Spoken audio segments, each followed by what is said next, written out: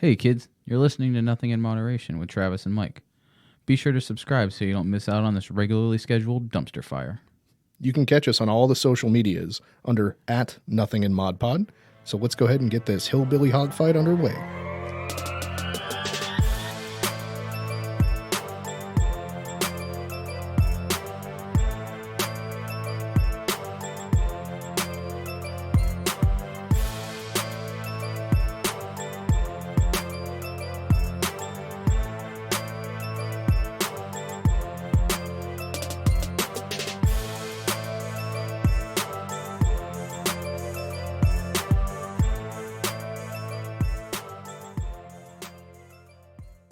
Yeah, but your fucking beard is beautiful, dude. Like, I know it's silly because, you got that sissy-ass hair, but, like, it's getting bad as fuck. Yeah, my beard is it's out of control for real. Like, I'm mad about it and kind of want to just chop it down to almost nothing. But do you really? Yeah, it's like I have to like constantly fold it under my chin, or else it tries to like poof itself out. Like it's just in a weird spot. Like yours is long enough that you don't have that problem anymore. Mine is still trying to conform to my neck and chest. So no, I do have that issue. It's long enough. It gets a weird little little roll. Yeah, little curl. Yeah, a Nike swoop like that. Yeah, that. Yeah, yep. That's where I'm at right now. I mean, mine's down below my nipples, but it definitely has the same issues. Yeah, I am. I do not plan on letting mine continue to grow much longer. Like lengthwise, like I might keep it this long for a while, but I'm definitely gonna let it, let it cut it down some and just let it kind of grow in more differently. Just let it go forever. That's my plan. No, can't do it. I don't have it in me. Why? I'm sorry. I just, man, I can't. Why? I don't know, man. Like I'm so not interested in dealing with it. It's annoying as shit every day now. I'm just mad about it. It's definitely way worse when it's short. Yeah. I do not appreciate it when it is a short situation. Yeah. Well, story of your life, really. I'm always dealing with a short situation, but I mean, like Wayne Static, it definitely is. It's appreciated to be a long-winded beard, I guess. What's weird is like, so where you're at, you look like you've probably been 6 to 8 months without worrying about what the trimmage is. No, this is I had a haircut and my beard trimmed in March, Really? right before all the quarantine stuff. So, well, then you should definitely let it go longer. Nope, not gonna do it. Can't. I can't do it, Captain. The longer it gets, the less impressive each month seems to be. Yeah. Like I've looked at pictures of me at a year, and then at 18 months, and then at 2 years, and it's like, it's not that much different. But then you realize it's like 3 inches of hair, and it's like, well, I guess that's a big deal. Yeah. To some people, it might be. Yeah, I mean, 3 inches can be a big deal to a lot of people. 3 inches can make or break you. I mean, 3 inches for me is the difference between nothing and something.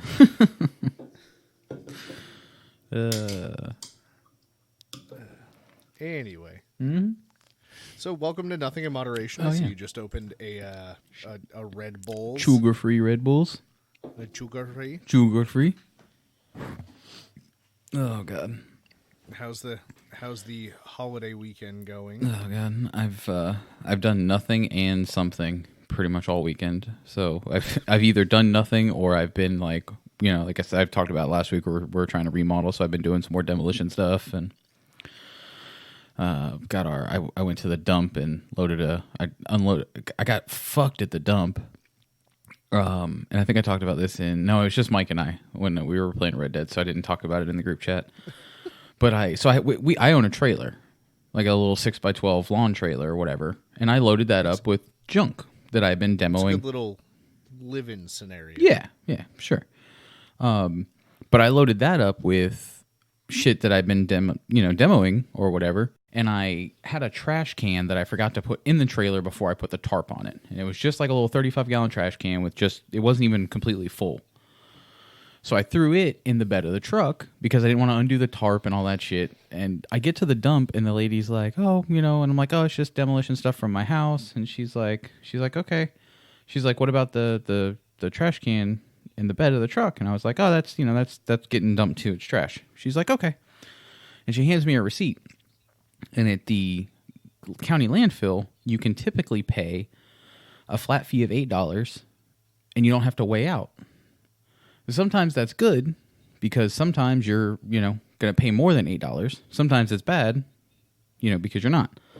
So apparently, because I had a single trash can in the bed of my truck, I was quote unquote double loaded and was forced to weigh out, making my $8 trip to the dump turn into a $16 trip to the dump. So basically, I got charged $8 for the trailer and $8 for the single trash can in the bed of the truck.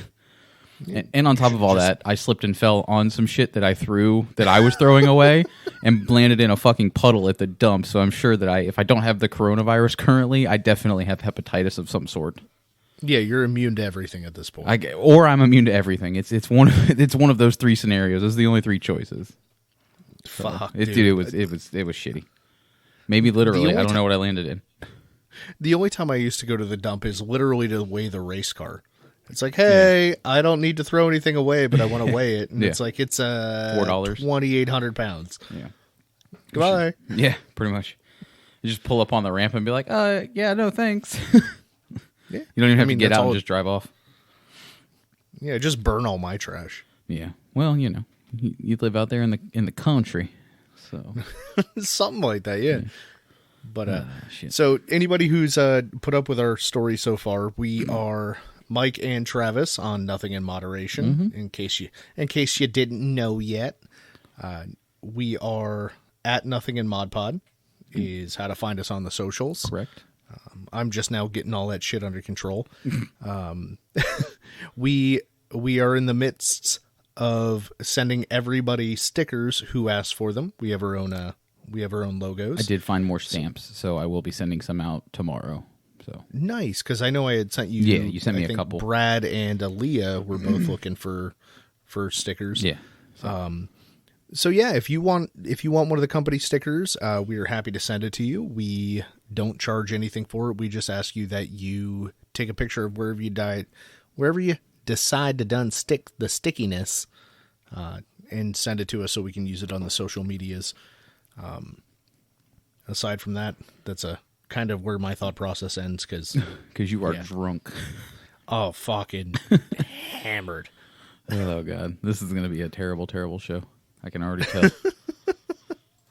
I haven't hit the vodka yet. It's all just the beers on Memorial Day. Well, that's good. I think. So, because it is Memorial Day, I kind of want to touch on the concept of Memorial Day and see what your opinion is. So Memorial Day is supposed to be a day where Americans take a day to shut the fuck up and remember and whatever the term is for missing somebody. The soldiers, whether it's whatever branch of military it is that lost their lives while deployed or in combat, etc., so that we can have the freedom we have. But it seems like a lot of companies take Memorial Day to utilize it as a sale or, hey, thanks to all the veterans, which is obviously what Veterans Day is for. And anybody on Memorial Day should have been celebrated on Veterans Day too. But I have a really big issue with companies standing on the graves of deceased military members for the sake of, let me make a couple extra bucks, or, here's a little better margin on shit, or stuff like that. So capitalism, am I right? Well, and that's, as a consumer, I see that there's a lot of deals to be had. I want a new fucking car. Now's the time to buy. Or you want a grill or fucking car parts, because that's what I deal with every day. Or fucking everything's on sale for Memorial Day. But when I was the person who coordinated sales and stuff at a previous company, my big thing was I don't want to stand on the graves of the deceased for the sake of a sale. Yeah. Let's, instead of giving 5% off everything, let's just take the 5% that we would have been giving away and donate it to a charity that helps the families of the deceased military members, and, you know, get to see them and get them home and get them a proper burial and shit like that. And it was incredible how little anybody gave a shit about that. They would still message and be like, hey man, can't you do better on the price? It's Memorial Day, can't I have a fucking sale? And, you know, and for me personally, not professionally, it's like a big fuck you to those types of people. You know, so I don't, you and I have never had the conversation about your opinion on this quote unquote holiday. But I kind of wanted to ask you what your thoughts were. So I will say for the most part that I didn't look at it that way. Like, I didn't take it that literally, I guess is the best way to put it. Like, I never looked at it that way. You know, I never correlated or whatever. But I will say that I've noticed it more with all of the coronavirus stuff, how quickly large corporations can transition their advertising and their marketing quite literally overnight to adapt to whatever the current situation is. And I think that was when I started to hate the consumer side of things, and, you know, like the sales and the this and the that, and like it's all I hate every bit of it. Like, I am trying my best to just not support companies who were very quick to flip their marketing to coronavirus-based marketing. Like, if I noticed, you know, within the first week of everything going on, like, that you were already, like, you'd already flipped all of your commercials to coronavirus commercials, I'm doing whatever I can to not support. It's actually one of the biggest reasons I've not shopped in Publix this whole time. Well, I'm sure you saw the stimulus check program. Spend your stimulus check with us. God, no, don't spend it with You probably don't have anything those people need. Well, and that's how I felt about it, but again, working in the aftermarket industry, that's absolutely a lot of what every company's like, oh, stimulus money, come buy this, come buy this, come buy this. And it's like, fuck, dude, what if those people actually need it? Don't, you know what I mean? And ultimately it's personal responsibility. And I thoroughly believe in that and shit. But like, you know, what's weird is it's not my business if you want to spend your stimulus money on car parts, if that's your thing.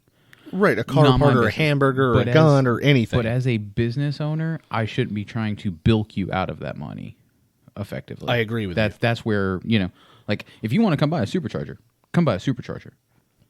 But I shouldn't be advertising to you saying, hey, give me your stimulus money, I'll give you a supercharger. Like, that shit makes me so mad. I feel like it's borderline predatory. I mean, you're not faking anything to get people to spend it, but you know they have it and they may need it, but you can talk them out of it. Hey, it's not that big of a deal right now. You should definitely spend that money on something else, especially knowing that it's legitimately a tax item that they have to repay next year. Yeah. You know, I thought I read something that they weren't going to make you repay it next year, or they weren't going to make you pay taxes on it next year. I thought I read something. You know, if I offered any real commentary on it, it would just be speculation. I assumed it's just income that you have to pay taxes on. It probably will end up being that way, but like, I don't know for sure either. I thought I had read somewhere that wasn't actually the case, but you know how that shit goes. I guess we'll find out in 2021 on April 15th. I'll find out when I get fucked. Yeah. But no, just the general idea of, so I have some friends and family members that are in the military, and one of my friends that I'm very close with, like, I've known him since he's a kid, he's a Navy corpsman. So for anybody that doesn't know, that means he's in the Navy, he's a medic, and he accompanies Marine Corps units into battle because Marines don't have medical units.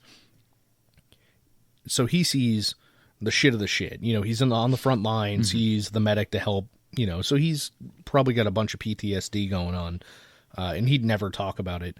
But I saw him post something that was one of the metal armbands that's engraved of a birth date and an end of service term, essentially, date. And it said, hey man, I'm really going to miss you, you know, and it's Memorial Day. So that's the appropriate date to note something like that. and for the most part, I'm very callous. We've talked about this repeatedly on the podcast, but it tore me up inside. Mm-hmm. You know what I mean? Like, this is a kid I know, and like, I know he's got to be dealing with the fucking mess that comes with it. And I know nobody can see me right now, but like, I'm tearing up talking about it. And it hurts me on my soul to think about these kids, you know, because they're 18, 19, 20 years old. Like, they don't really know any better. And they're going to go overseas and they're going to make that ultimate sacrifice for us. And then it makes you start wondering, you know, is it political? Is it not? Is it really worth it? Is it, you know, a senseless sacrifice, not on their part, but on the people who made the decision to sacrifice those lives? And it's like, well, fuck, dude. And then it becomes a whole, you know, long thought process situation. But I feel for every single one of those people on this quote unquote holiday where most of us are literally fucking having barbecues or going boating or doing stupid shit. And we're like, yeah, Memorial Day sales, blah, blah, blah. And it's like, well, fuck, what you're really supposed to do is take a moment to shut the fuck up and appreciate the people that made that ultimate sacrifice, never knowing you, and without hesitation, you know, knowing that, well, you know, I'm getting in a gunfight and it's for the greater good and I may not understand it, but I'll save somebody someday, you know? So like, it's a particular topic that I get emotional on, and I don't really get emotional on many things. Yeah. And you don't. Well, no, you are very callous. Like you said, you know, it's not, you know, emotions just aren't your thing. It's just one of the, you know, and I ran into the same thing working in law enforcement. Like, to me, if you have to lay down your life for your coworker, for your brother or your sister, whatever it is, because that's what the situation dictated, you know, End of Watch as a movie, I get it. Yeah. You know, I lived that life. I walked those shoes. It happens. You don't hesitate. You take care of each other, but there's no sense in senselessly doing it. And that's always my concern with, if we're sending our kids to go and die in a foreign land, is it ultimately worth it, or is it so that people can get rich? And that's where I get upset, regardless of politics, whatever party is or whatever. But like, that's where I get bent out of shape about the whole thing. Yeah. Now that I've gotten all serious and nobody Yeah, wants for to real. listen anymore. I don't think that lost us listeners. I think most people are in the same boat. They don't want to see their kids die. Yeah, definitely. For fucking nothing. Like, I get it. World War II, it's all fucked up. We got to save people, but you know what I mean. No, yeah, no, I hear you. So, the fucking, I don't know, man. Like, it's a tough situation. Like, I don't. That's my other thing with Memorial Day. Like, I don't think people, you know, I don't think it should be like a celebration. I don't think it's meant to be, and I think some people misunderstand, you know, or you know, I don't know. It's weird. Whatever. No, I agree with you. I mean, I don't know how to say it without sounding like an asshole. Well, someday when I'm dead, which is inevitable, I definitely hope that people don't treat my funeral as a sad, weeping, you know, woe is me scenario, because fuck you, you're still alive, I'm dead. I'm the one who should say woe is me. I hope that my funeral is a celebration of my life, and I guess we can treat Memorial Day that way. And, you know, my brother-in-law's in the Marine Corps, and on the Marine Corps' birthday every year in November, that's how the Marine Corps ball is treated. Let's have a little bit more, let's be a little loud for the ones that aren't with us anymore. But to me, Memorial Day is a little bit more somber. It's meant to be a little quieter. It's meant to be a moment of reflection and thank you and remembrance and shit like that. Yeah, so I hear you, but I'm with it. So anyway, let's move. Yeah, let's for move real. on to something a little less sad. All right, so well, fucking let's jump on the same topic that I'm pretty sure every other podcast has talked about this week, in Joe Rogan's fucking Spotify deal. Jesus, dude, I mean, don't get me wrong. The conversation I had with some of my podcast buddies and stuff like that is, it's not like he just got handed something. He obviously worked. He's got 1,500 episodes. He's earned something, and he's got a name with him and shit like that. Yeah. But he was offered, for anyone who isn't aware, like I think it was like $190 million for a contract of no more than 5 years, and he retains creative rights and all content that he makes. Mm-hmm. And I'm like, fuck, dude, that's like 30 million. No, that's more than 30 million. Like, I was trying to do the math of what it works out to, and that's a huge amount of money. And some of the guys that I was talking to were like, oh yeah, well, Spotify's stock has gone up X%, so their stock value increased $2 billion. So Joe Rogan probably got robbed, only getting paid $190 million. I've read a bunch of articles about how much money Joe Rogan could have made had he continued owning the, his content, his platform, whatever. And he still owns his content. But like, you gotta remember though, for the next 5 years, he's gonna make roughly $40 million a year, and all he has to do is show up and do his episodes like he normally would. Send them to Spotify and move on. He doesn't have to promote them. He doesn't have to do half the shit that he does now. He doesn't have to do anymore because Spotify's going to take care of it, or there's no need to do it because he's getting paid regardless of whether anybody listens to that shit or not. Like, if nobody downloads another fucking Joe Rogan episode ever again, he still made $190 million. Right, and that's how you and I think. And when I brought it up to the group chat, they're like, yeah, but this and that and blah, blah, blah. What if he blows up and his audience triples? He's not making any more money. Mm-hmm. That's the gamble he took. Well, right, and he knows what his time is worth, and he knows what he's making a year. So if he's solid on $190 million, at this point, then who cares? At this point in Joe Rogan's life, though, we can all assume that he has enough financial sense to... him and everybody that works for him will probably never have to worry about money again. Right. So what is the point of diminishing returns? Like, where do you stop doing all the extra work that you don't have to do anymore versus making another $100 million or, like what? For what? I mean, I don't know, though. Well, I've never had $190 million, so maybe I don't fucking know. I've never had... Right. I mean, I just... But this is the conversation that you and I have had off air multiple times about if you have $100 million or you have $150 million, how much does your life really change? It doesn't. I don't think. You know what I mean? You earn a $25 million a year, you earn $250 million a year. Realistically, to you and I as poor people... how would our life change? I mean, for me, at $250 million a year, I'm not living a different life than I am at $25 million a year. No, not at all. And even at $25 million a year, doesn't that put you in like the top 5% of earners in the world? Probably. I'd have to look at the numbers. But yeah, that's a ludicrous amount of money. And I've lived the life of $25,000 a year, and I know you have too. And I've lived the life of $100,000+ a year, lower six-figure number. Yeah, I've never lived a $250,000 a year life. I could see a major difference between $100,000 and $250,000.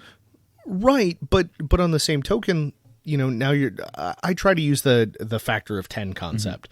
Even when I talk to the wife, you earn $25,000 a year. What's the gap between $25,000 a year earning and $250,000 a year earning? It's a big Think gap. about how much better your life Absolutely. is. That's a huge difference. Yeah. Okay, well now let's go from $250,000 to $2.5 million. That's another zero.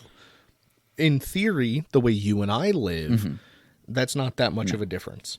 No. I mean, I'm sure we'd spend a little more on shit and not be hesitant. The biggest difference between $250,000 to me and $2.5 million is at $250,000, I'm probably not donating money, and I'm probably not saving for like family members, like like college funds for my nieces or something. Right. But at $2.5 million, all of my nieces are having college funds. That's that's the difference.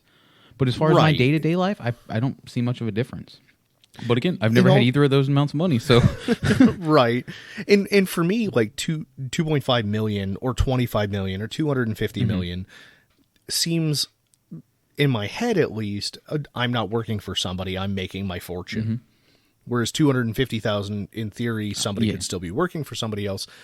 But if I'm making $2.5 million a year, $25 million a year, dude, I'm starting businesses on the side because I'm taking care of other people. I'm paying other people. We're doing, even if it breaks even.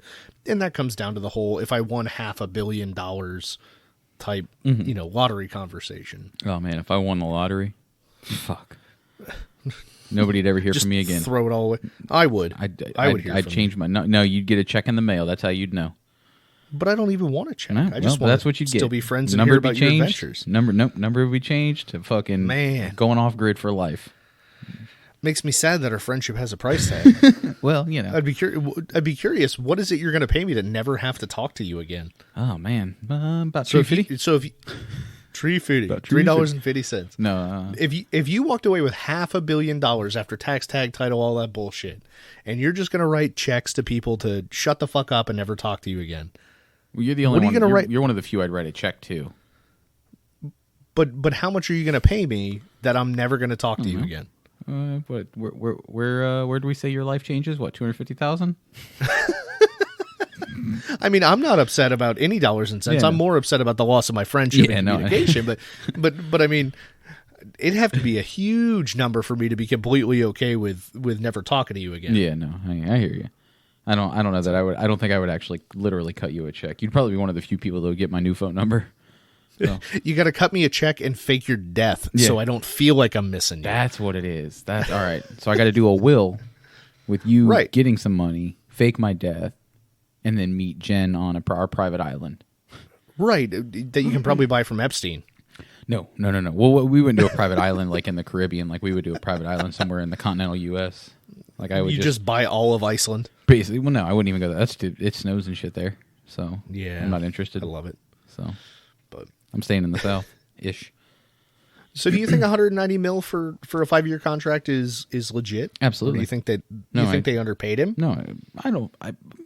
In the grand scheme of things, sure, they underpaid him, just in a dollars and cents scenario, but in a amount of work you have to do, responsibilities, like in the with the whole package, I think it all works out. I think it's a fair amount.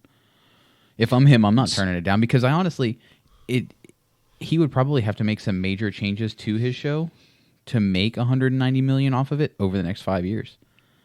Or he would have to work 4 or 5 times as hard as he currently does to make that money. See, the guys I was talking to were claiming he makes like 30 mil a year off of just endorsements and shit. I don't have any way to verify that. But I also, the other thing you got to remember with his endorsements is like a lot of his money isn't just podcast money.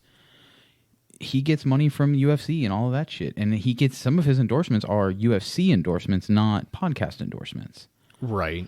So when you separate and we're talking about just the podcast, then I think it's, probably not quite that much money. Well, even if it is, I tried to explain to these guys that 30 million a year is still 6 years to make that much money. Yeah. But more importantly, like you said, there's no absorbed cost, no anything like that. Nothing. He doesn't have to produce anything. He doesn't have to deal with advertising. He literally just does his show and he never has to deal with another advertising gimmick for the next 5. And honestly, at the end of 5 years, if I'm Joe Rogan, I'd probably shut the whole podcast down. I mean, it depends on if you really enjoy what you're doing. Yeah.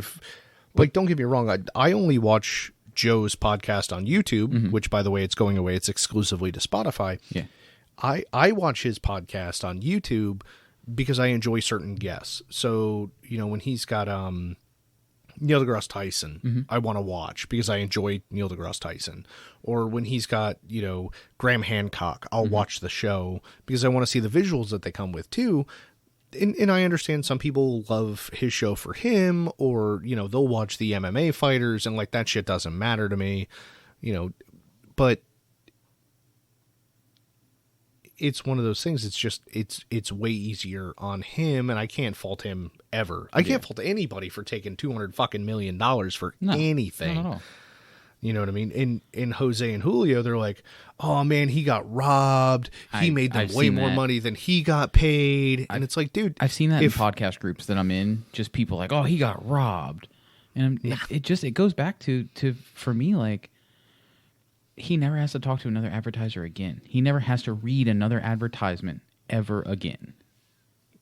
And I don't understand this whole concept of, so a brand exists and you come to the brand and the brand is increased X number of dollars. So you're entitled to that equivalent X number of dollars.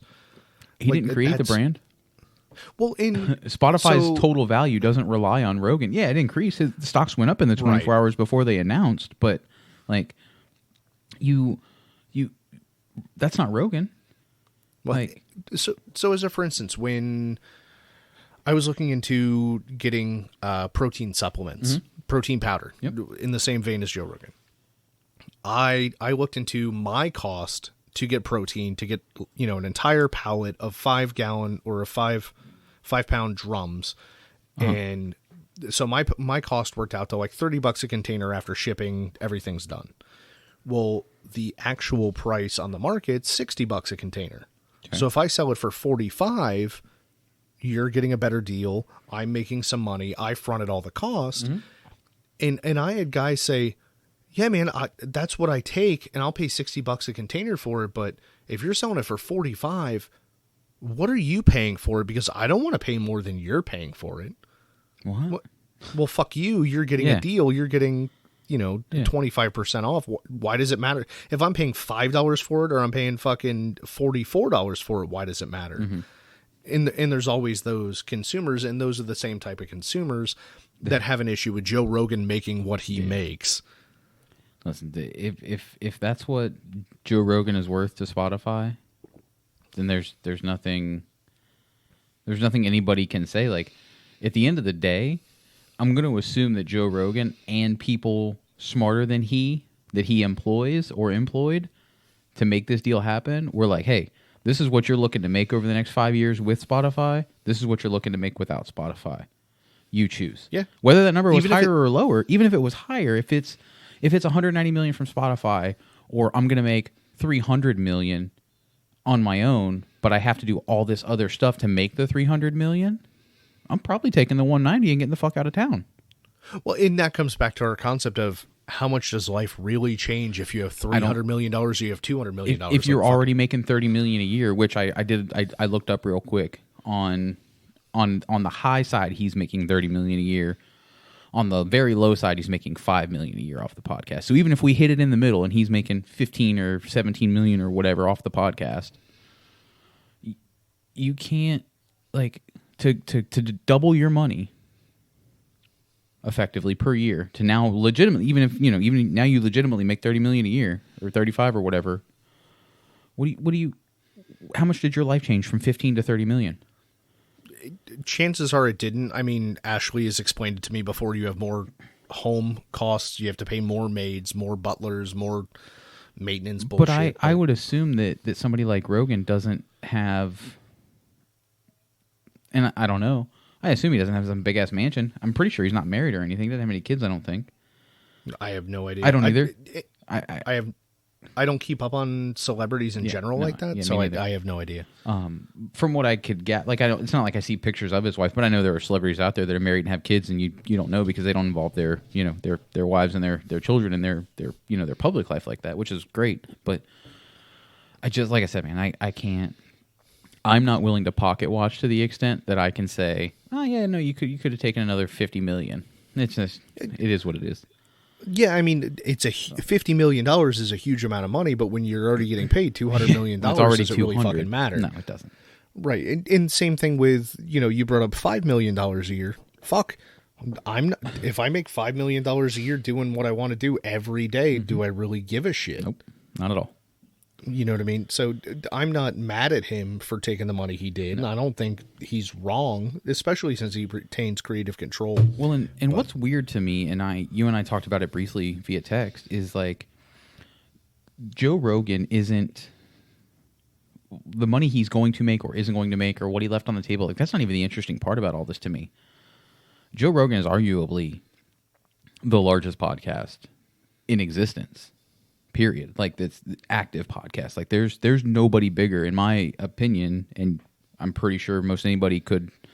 You would struggle to argue that this isn't correct, but there's not a bigger podcast. Period. Right. So now that Apple's losing the biggest fucking podcast that they have, what do they do? Will they find whoever's second and back them as hard as they can and pay them? But they haven't done that yet. Not yet, but it's Joe been a week. Budden. Joe Budden was one of the first. I think Jamil Hill was the first to go to Spotify as exclusive, but she didn't have a podcast. Like she started her episode 1 of her podcast was on Spotify. Okay. But I think Joe Budden may have been just before or just after, I don't remember, but he was one of the first to take, 3 to 5 million downloads per episode from Apple exclusively to Spotify. I wonder if Apple just doesn't give a shit. I can't imagine they're not called podcasts because somebody else developed them. They're called podcasts because they were originally available on the iPod. Like this is Apple's baby. Like the podcast exists because of Apple. But so does USB. Sure. But And it's everywhere else. So, I mean, maybe they just... they'll never stop being called podcasts, but I can't imagine that they're willing to leave that much money on the table unless they're focusing on like their TV stuff, and they just don't, they're going to make their money in TV, which I think is I think it's dumb. I think having exclusive podcasts that are on Apple only would be, they do it with music and albums. They'll pay an artist. They'll pay an artist X amount of dollars for their album to be available exclusively on Apple for X amount of time. Really? Yeah. Shit. I don't remember who it was. There was a rap artist that he sold the Apple. He did an album. He was not signed to anybody. It was his own thing. He sold, I think it was Chance the Rapper, actually.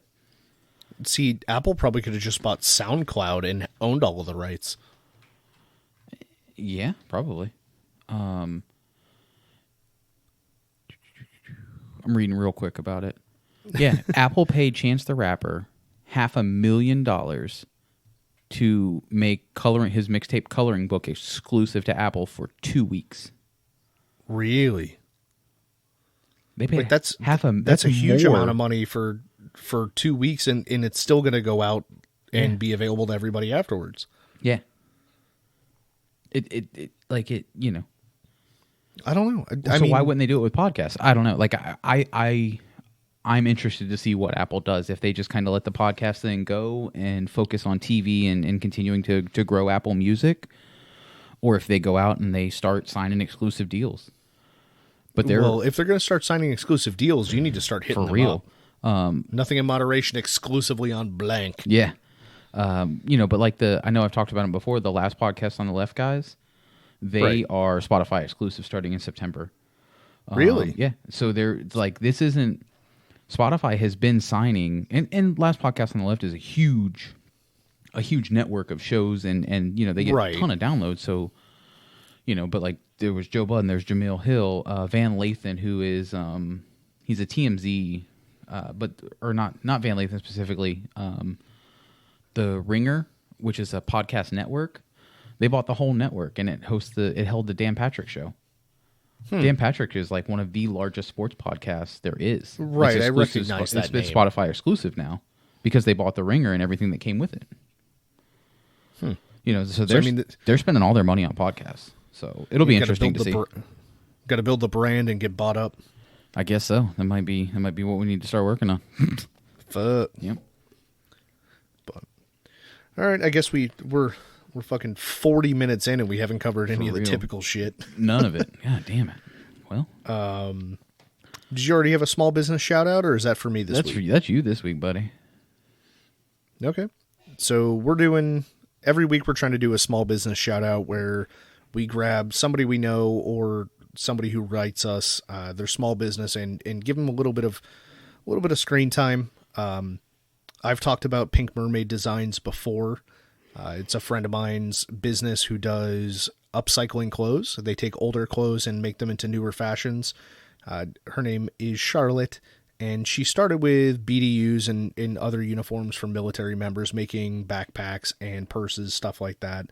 So even when your husband or your wife is deployed, you'd still get to carry something that reminds you of them. Kids still get to take stuff to school, stuff like that. You can find her on all the social medias at Pink Mermaid Designs. She's currently been working on masks for the COVID-19 situation. Super cool of her. She said, please don't give all that info out about the masks because I'll probably get a bunch of orders I can't fill. For all the orders that she's had that someone purchases, she also donates a mask for free to one of the charities that need it, whether it's, the military or New York or a hospital or something of the sorts. But she's been doing sewing since she was a kid. It's 5 generations in her family as far as upcycling. She is a military spouse.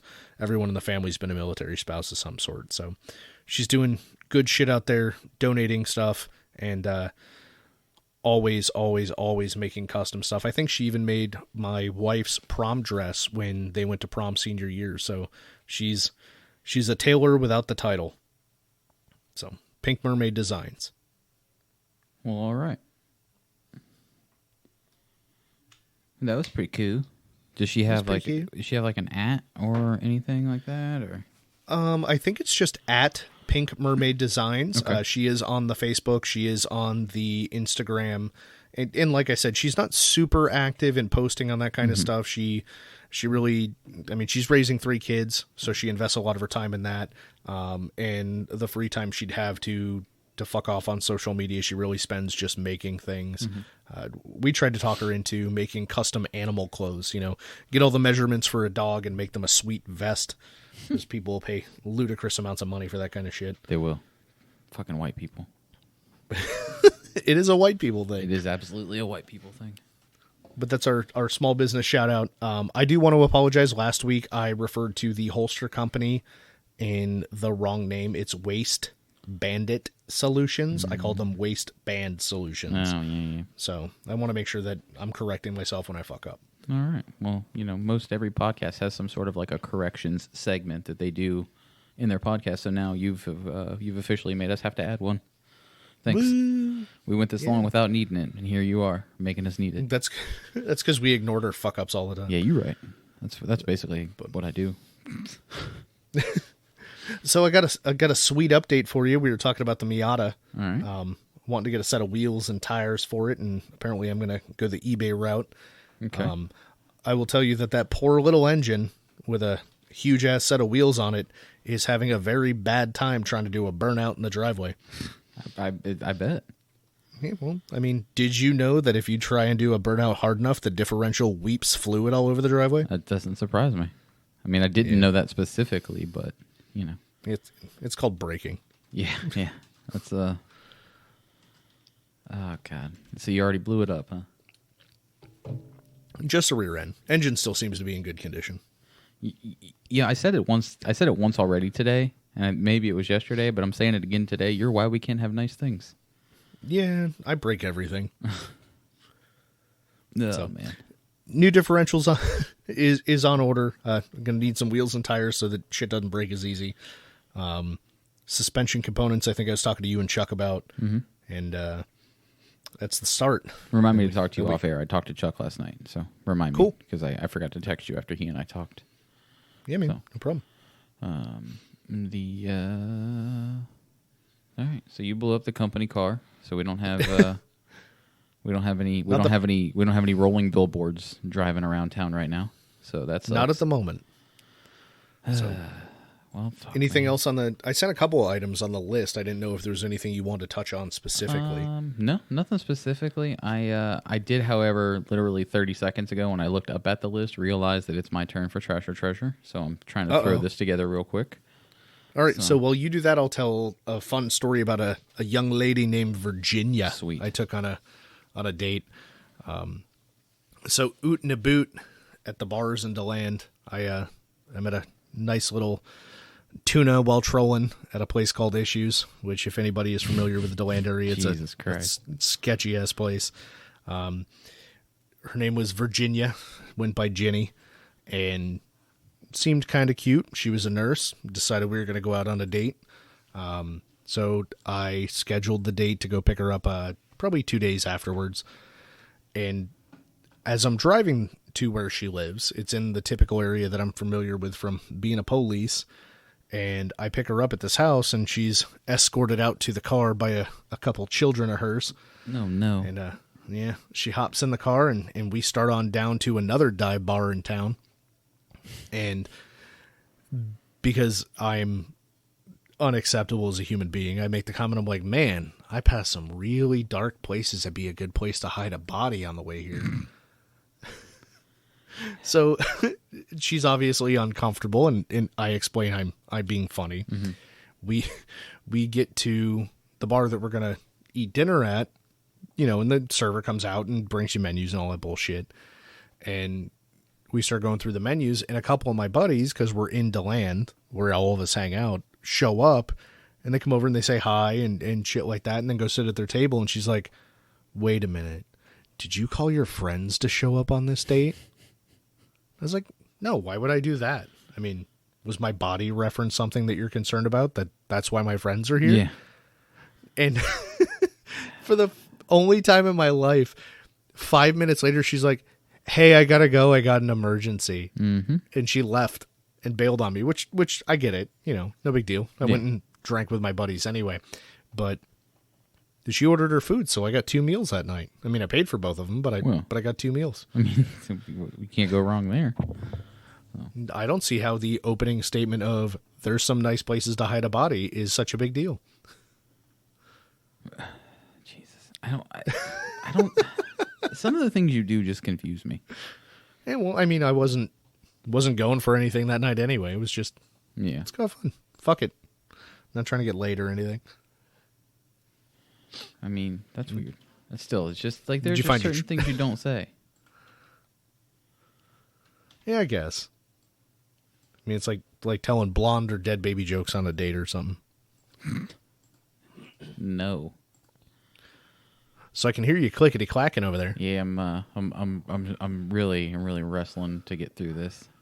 Oh man, I hope it's like John Travolta or Tom Cruise or.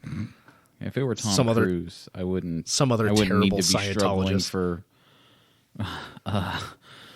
Definitely wouldn't need to be struggling, or wouldn't be struggling if it were Tom Cruise. That's for sure. So the wife and I don't typically give a shit what anybody's religious beliefs are. Like if you're Mormon or you're Christian or you're Jewish or any of that bullshit, like that's cool. You can believe in all that fake shit all you want. Mm-hmm. But I think I told you I have an aversion to Ashton Kutcher in movies. I just assume they're all terrible fucking movies. And okay. Sorry. Not that his religion is the concern. I just assume anything he's in is terrible. Yeah. But one of the things that she makes it a point to point out to me anytime we're watching a movie, I'm like, man, I really like that actor. And she's like, he's a Scientologist. I was like, fuck. That means he's crazy. Yeah, pretty much. But we were just watching something the other night, and she was telling me about that. And I'm like, I was very disappointed at some of the people that end up being Scientologists. I mean, not that their religion needs to appease me, but generally speaking, it's like, man, that actor's really good. And it's like, oh, he's all fucked up in the head. Yeah, pretty much. Scientology just like, I don't know. It blows my mind a little bit. Just the premise of it. Do you think it deserves more or less respect than Pastafarianism? It deserves exponentially less. Like, I think Pastafarianism deserves as much respect as all the other quote-unquote major religions. I mean, it is recognized as a major religion, as is the Church of the Jedi in a lot of countries. Are you familiar with that at all? I am not. I didn't know that was a thing. So have you watched any of the Star Wars movies? No. God, no. Okay, so for you and other people who may not have any idea what Star Wars is, for the 5 of you, so in Star Wars, there's a group of people called Jedi, and they're Force sensitive, and the idea of the Force is all things in the universe have some sort of connection with each other, kind of like karma. But the Church of the Jedi claims it existed before the Star Wars movies did, and had teachings that had never been called anything until Star Wars came out. The idea that we're all connected, it's all about good versus evil. You're supposed to be good. You're supposed to, make good actions as a whole, kind of like Buddhism or anything else. Mm-hmm. But it's called the Church of the Jedi. And it's actually a recognized religion in at least Australia. I don't know if it's recognized in England or here. Yeah, no. I didn't. God, why is that a thing? Why? What, religion? No, just the Jedi religion or the Force. I mean, it's not really that much different than any of the already existing religions. So, well, all right. That's weird. Fucking You're religion. weird. Religion's weird. Just in general, religion's weird. Oh, Yeah. But I digress. I don't want to go down that road. You ready to go? For trash if or you're treasure? ready, I'm ready. We really I've need only to got like... we need to record like an intro for this, so that'll something cool. Welcome to All right, so Trash or Treasure. Treasure. All right, so this week I will tell you up front that this is a dude. Ooh. You've already He eliminated half of my options. He's been described as Hollywood's primo oddball. Do you want me to answer now? Yes. Or do you want me to wait? Well, no, I want you to wait now because Okay. I think you probably know who it is. Do I have pants with him on it? No, not at all. Oh, good, go guess. Oh, so it's not Nick Cage. It is not Nick Cage. Okay. Because I own Nick Cage pants. His two cousins are they are wrestlers or former wrestlers in the WWE. Their duo was the Funk Brothers. His first movie was in 1980. It was called South of Reno. He's mostly known for his acting, but he has released 4 studio albums as a musician. Really? Yeah. Private Radio, The Edge of the World, Hobo, and Beautiful Door. Beautiful Door was released in 2007, and I've not listened to any of this music, but those album titles make me want to listen to them, so I'm going to do that after we get done here today. Now, is this somebody that you're familiar with or somebody that you thought of and now you're filling info in? Yes. Okay. So, to get a little more specific, he's been married 6 times. 5 of them ended in divorce, obviously. And he has 4 children by 3 different women. Let's see. He has been married to Tony Lawrence, Cinda Williams. I don't either. Married Playboy model Pietra Dawn Cherniak. I don't know who the fuck that is either. Okay. I I hope our listeners are figuring this out better than I am. I doubt it. I doubt it. Completely special. Because I'm just making shit up at this point. His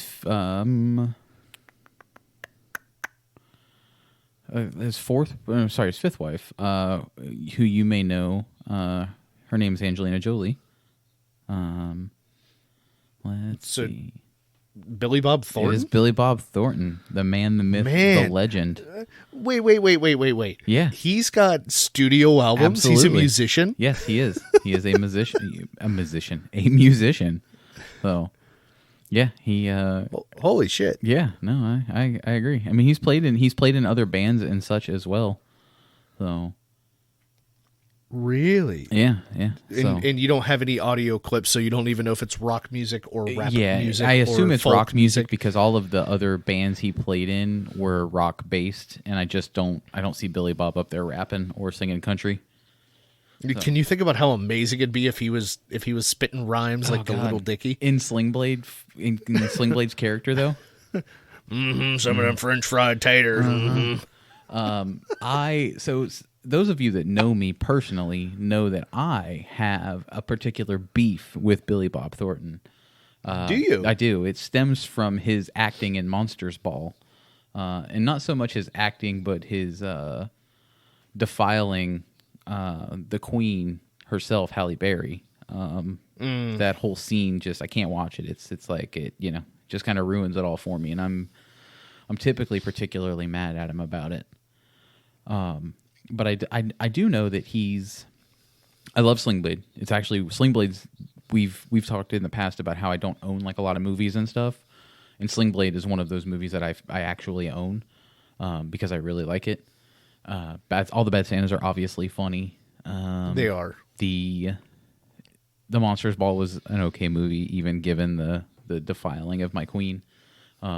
So here's something really funny about Sling Blade. Okay. The little kid, the boy that is his friend in Sling Blade, is also in the movie with him, Friday Night Lights, and he's the lead character as a high school student. Okay.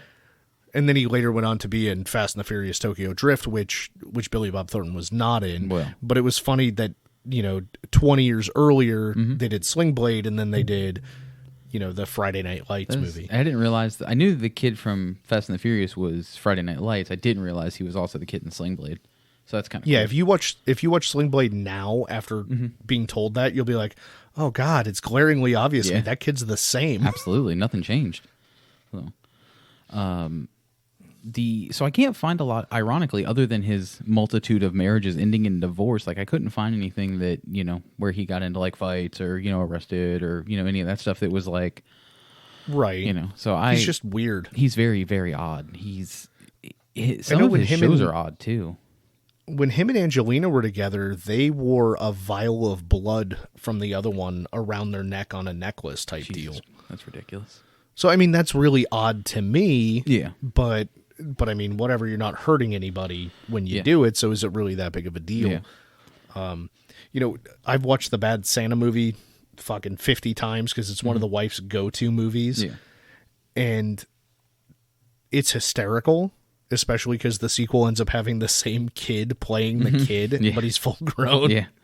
I have a really hard time because they're all on streaming. It's Bad Santa. There's Bad or Dirty Grandpa, the one with De Niro in it. Yeah. And that movie is out of control hysterical. Yeah. I don't know if you've watched it. I know you're not big on movies. Nope. But Billy Bob Thornton, one of the favorite besides Sling Blade, my actual favorite is his show on Amazon. Where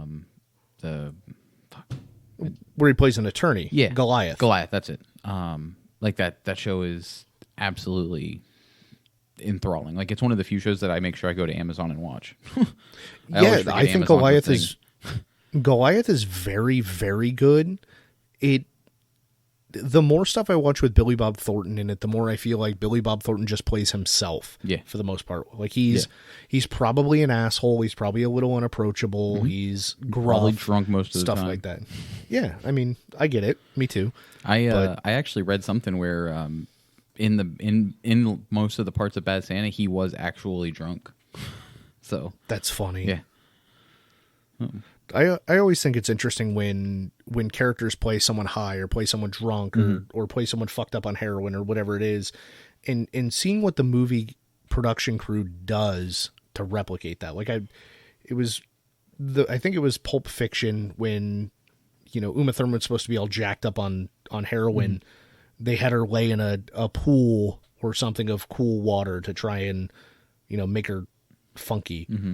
Or whatever it is. And I always think that's interesting. And then obviously with more socially acceptable stuff like weed or drinking or whatever, it's like, just let the people get fucked up, see what happens. Yeah, pretty much. I mean, let's go. Versus faking it. Let's get it.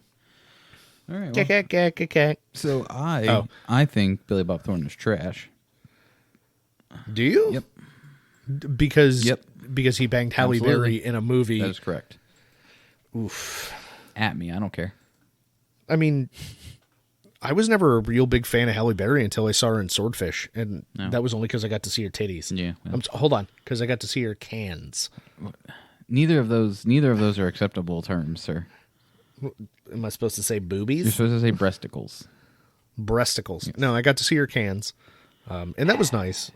I mean, I can't complain about that. I'm mad at her about Catwoman. Yeah, that's something to be mad at her about. I agree.